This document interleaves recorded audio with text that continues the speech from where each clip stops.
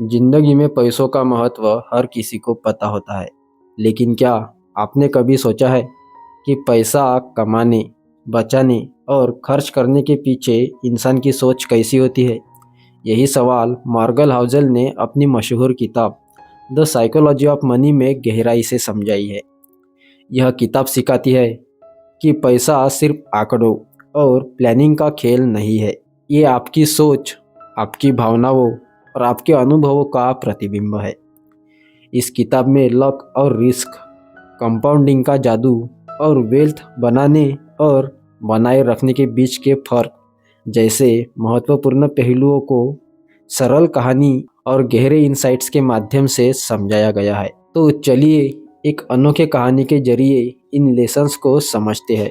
यह कहानी है एक लड़की रिया की, जो एक दिन एक पुराने और रहस्यमय द विजडम शेल्फ नाम के बुक स्टोर में जाती है।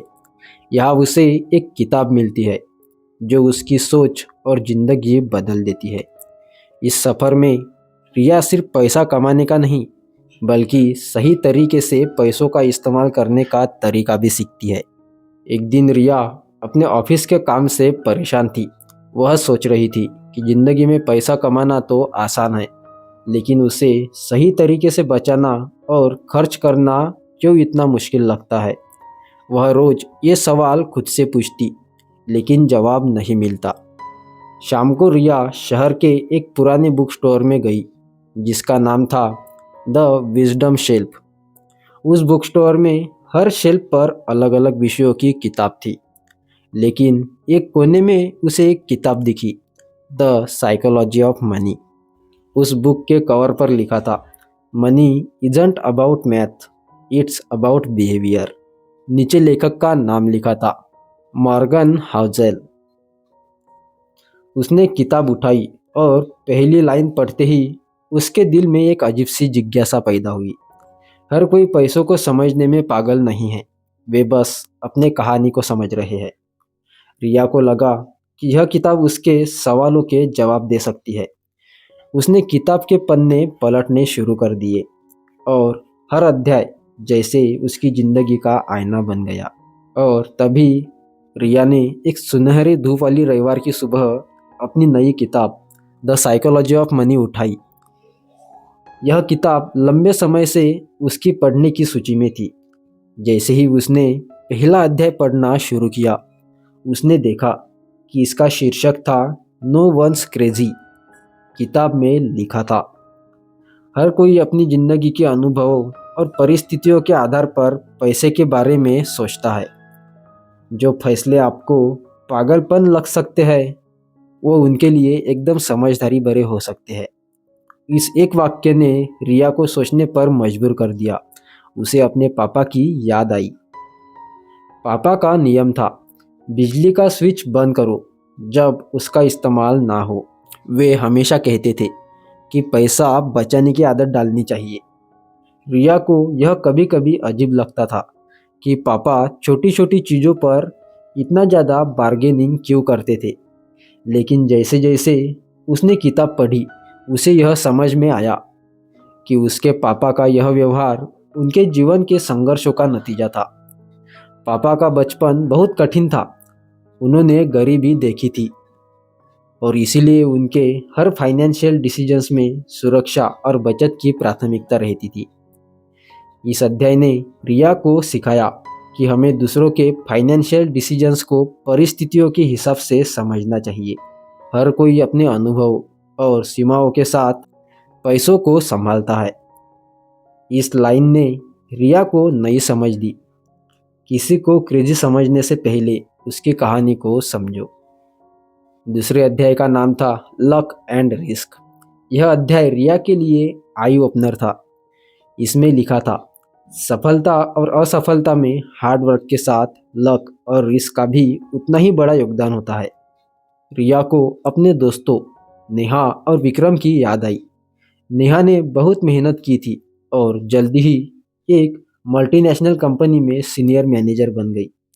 दूसरी तरफ विक्रम, जो नेहा से भी ज़्यादा मेहनत करता था, फाइनेंशियल लॉसेस की वजह से अपने करियर में बहुत पीछे रह गया। किताब ने समझाया कि जब नेहा ने सही समय पर सही कदम उठाया तो उसका लक उसके साथ था। वही विक्रम का रिस्क टेकिंग बिहेवियर उसे नुकसान पहुंचा गया। यहाँ पर किताब में एक पावरफुल लाइन भी लिखी थी, हम सब अपने फेलर्स को रिस्क के साथ जोड़ते हैं, लेकिन दूसरों की सफलता को उनकी किस्मत मानते हैं। और यही विचार रिया के मन में गूंजता रहा। उसने सोचा कि फाइनेंशियल डिसीजंस में पेशेंस और अंडरस्टैंडिंग का होना कितना जरूरी है। विक्रम की कहानी ने उसे यह सिखाया कि सही समय पर सही डिसीजंस और कंट्रोल्ड रिस्क से ही सफलता मिलती है। तीसरा अध्याय रिया के दिल को छू गया। इसका नाम था नेवर इनफ। इस अध्याय की शुरुआत एक इम्पैक्टफुल कोट से हुई थी, अगर आप संतुष्ट नहीं हो सकते तो आप कभी भी अमीर नहीं बन सकते। रिया को अपनी सहेली स्मिता की याद आई। स्मिता बहुत अमीर थी, उसके पास हर वो चीज़ थी जो किसी इंसान को चाहिए, महंगे कपड़े, बड़ी गाड़ी और एक खूबसूरत घर। लेकिन स्मिता हमेशा परेशान रहती थी। स्मिता हमेशा नए गैजेट्स और लग्जरी आइटम खरीदती थी, लेकिन हर नई खरीदारी के बाद भी वह कभी खुश नहीं रहती थी। उसकी खुशी हमेशा टेम्पररी होती थी। इस अध्याय ने रिया को सिखाया कि पैसा कभी खुशी नहीं खरीद सकती। अगर आप हमेशा और ज़्यादा के पीछे भागते हैं तो आप भी कभी कभी अपनी फाइनेंशियल जर्नी का आनंद नहीं ले सकते। रिया ने खुद से ही वादा किया कि वह अपनी फाइनेंशियल गोल्स को संतुलन और सिंप्लिसिटी के साथ अचीव करेंगी। उसने सीखा कि सच्चा धन संतोष में ही है। अगला अध्याय था कंपाउंडिंग कंपाउंडिंग। यह अध्याय रिया के लिए फाइनेंशियल विजडम का खजाना था। इस किताब में सरल उदाहरण दिया था, अगर आप हर महीने 1000 रुपये बचाते हैं और उसे 10% की इंटरेस्ट रेट पर इन्वेस्ट करते हैं तो 30 साल बाद यह 20 लाख बन सकता है। रिया को याद आया कि उसने सेविंग्स शुरू की थी, लेकिन कंसिस्टेंसी की कमी थी। अब उसे समझ आया कि कंपाउंडिंग इंटरेस्ट का असली जादू समय के साथ काम करता है। किताब में वॉरेन बफेट का उदाहरण दिया गया था। उनकी सफलता का राज सिर्फ उनका इन्वेस्टमेंट स्ट्रेटेजी नहीं है, बल्कि उनकी कंसिस्टेंसी और पेशेंस है। इस अध्याय ने रिया को इंस्पायर किया कि वह डिसिप्लिन इन्वेस्टिंग शुरू करे। उसने ठान लिया कि वह अपनी छोटी छोटी सेविंग्स को भी समय के साथ बड़ा बनाएंगे। पांचवा अध्याय रिया के लिए एक आई ओपनर था। इसका शीर्षक था getting wealthy versus staying wealthy. इसमें लिखा था, पैसा कमाना और उसे बनाए रखना दोनों अलग अलग स्किल्स है। रिया को अपने अंकल का किस्सा याद आया। उन्होंने स्टॉक मार्केट में बोल्ड इन्वेस्टमेंट्स करके ओवरनाइट पैसे कमाए, लेकिन ग्रीड की वजह से उन्होंने रिस्की इन्वेस्टमेंट्स में सब कुछ खो दिया। किताब ने समझाया कि अमीर बने रहने के लिए डिसिप्लिन, ह्यूमिलिटी और एक लॉन्ग टर्म पर्सपेक्टिव चाहिए होता है। रिया ने सीखा कि फाइनेंशियल सिक्योरिटी के लिए बैलेंस्ड अप्रोच जरूरी है। छठा अध्याय रिया के दिल को छू गया। इसका शीर्षक था फ्रीडम। किताब ने लिखा, पैसा आपको डिसीजंस लेने की आज़ादी देता है। यही फाइनेंशियल फ्रीडम की असली परिभाषा है। रिया ने सोचा उसका अल्टीमेट गोल्स फाइनेंशियल फ्रीडम होना चाहिए। उसने खुद से वादा किया कि वह अपने करियर्स और इन्वेस्टमेंट्स को इस तरह से प्लान करेंगी कि वह फ्यूचर में अपने सपनों को जी सके। अगला अध्याय था wealth is what you didn't see. Riya के लिए एक रियलिटी चेक था। इसमें लिखा था, असली अमीर वह है जो आपने बचाया है, ना कि वह जो आपने दिखाने के लिए खर्चा किया है। रिया ने देखा कि फ्लैशी लाइफस्टाइल वाले लोग अक्सर फाइनेंशियल स्ट्रगल्स में होते हैं। उसने ठान लिया कि वह अपने पैसों का इस्तेमाल समझदारी से करेंगी। किताब खत्म करने के बाद रिया को ऐसा लगा जैसे उसने जीवन की सबसे बड़ी सीख को सीख लिया हो। उसने अपने फाइनेंशियल गोल्स रीडिफाइन और पैसों के साथ एक हेल्दियर रिलेशनशिप बनाना शुरू किया। और तभी रिया 8वां अध्याय पढ़ने लगती है। रिया ने किताब का अगला अध्याय पढ़ा जिसका शीर्षक था सेव मनी सेव टाइम। इसमें लिखा था, पैसा बचाना सिर्फ भविष्य के लिए नहीं, यह आपको समय बचाने का भी तरीका देता है। रिया को अपनी ऑफिस लाइफ याद आई। वह हमेशा ओवर टाइम काम करती थी ताकि ज़्यादा पैसा कमा सके, लेकिन इसके चलते वह अपनी हॉबीज, दोस्तों और परिवार के लिए समय ही नहीं निकाल पाती थी। किताब ने सवाल पूछा, क्या आप अपने समय को वाइजली खर्चा कर रहे हैं या सिर्फ पैसे के पीछे भाग रहे हैं? यह सवाल रिया के दिमाग में गूंज गया। उसे एहसास हुआ कि वह पैसा तो कमा रही है, लेकिन उसकी असली कीमत अपने समय, खुशियों के रूप में चुका रही थी। उसने फैसला किया कि वह अपनी प्रायोरिटीज को बदल देंगी। Wealth is a game of patience. इस अध्याय में पेशेंस और कंसिस्टेंसी की शक्ति के बारे में बताया गया है। इसमें एक कहानी दी गई थी। एक किसान ने बांस का बीज बोया। पहले 5 साल तक कुछ भी नहीं हुआ, लेकिन छठे साल वह बांस का पौधा अचानक 90 फीट तक बढ़ गया। यह कहानी कंपाउंडिंग और पेशेंस का प्रतीक थी। रिया को यह समझ आया था कि फाइनेंशियल सक्सेस का एक मैराथन है, न कि स्प्रिंट।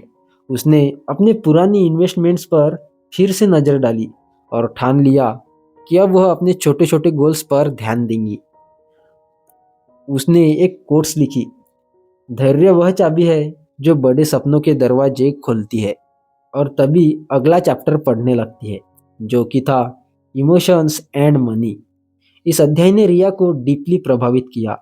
इसमें लिखा था, हमारे फाइनेंशियल डिसीजंस अक्सर इमोशन से प्रभावित होते हैं। डर और लालच हमारे सबसे बड़े दुश्मन हैं। रिया को याद आया कि एक बार उसने स्टॉक मार्केट में इम्पल्सिव डिसीजंस लिए थे। उसने एक शेयर तब खरीदा जब सभी उसे खरीद रहे थे और पैनिक में उसे बेच दिया जब मार्केट क्रैश हुआ। किताब ने समझाया, स्मार्ट इन्वेस्टर्स अपनी इमोशंस को कंट्रोल करना सीखते हैं। यहाँ पर रिया ने खुद से एक वादा किया, अब वह किसी भी फाइनेंशियल डिसीजंस को सोच समझ कर ही लेंगी। उसने अपने इमोशंस को मैनेज करने के लिए मेडिटेशन शुरू करने का फैसला किया और अगला अध्याय उसने पढ़ना शुरू किया। अगला चैप्टर उसने पढ़ना शुरू किया, द जॉय ऑफ गिविंग। यह अध्याय रिया के दिल के करीब था। इसमें बताया गया कि सच्ची फाइनेंशियल हैप्पीनेस तब मिलती है जब आप दूसरों के साथ अपना वेल्थ शेयर करते हैं। रिया को याद आया कि उसके ऑफिस में एक प्यून राजू को पैसे की बहुत ज़रूरत थी। रिया ने उसकी मदद की थी और राजू की आंखों में ग्रैटिट्यूड देखकर उसे जो खुशी मिली वह अनमोल थी। किताब में लिखा था, पैसों का असली मूल्य तब पता चलता है जब आप इसे दूसरों की खुशियों के लिए इस्तेमाल करते हैं। इस अध्याय ने रिया को इंस्पायर किया कि वह अपनी इनकम का हिस्सा चैरिटी और सोशल कॉजेस के लिए रखे। Safety over speed. इस अध्याय में फाइनेंशियल सेफ्टी के महत्व पर जोर दिया गया था। रिया को अपने सहकर्मी की याद आई जिसने बहुत ही जल्दी अमीर बनने के चक्कर में अपनी सारी सेविंग्स एक रिस्की स्कीम में लगा दी और सब कुछ खो दिया। किताब ने समझाया, पैसा धीरे धीरे बढ़े लेकिन सुरक्षित रहे, यह ज़्यादा महत्वपूर्ण है। रिया ने फैसला किया कि वह अपनी इन्वेस्टमेंट्स को डाइवर्सिफाई करेंगी और कभी भी शॉर्ट टर्म गेंस के लिए अपनी सेफ्टी को कॉम्प्रोमाइज़ नहीं करेंगी। The power of a plan. इस अध्याय ने रिया को फाइनेंशियल प्लानिंग की इम्पोर्टेंस सिखाई। यहाँ पर लिखा था, बिना प्लानिंग के पैसा वैसे ही है जैसे बिना दिशा के जहाज। रिया ने एक फाइनेंशियल प्लानिंग से बात की और अपने गोल्स को छोटे छोटे माइलस्टोन्स में डिवाइड किया। उसने अपनी सेविंग्स, इन्वेस्टमेंट्स और एक्सपेंसेस को ट्रैक करने के लिए एक ऐप डाउनलोड किया। Why stories matter.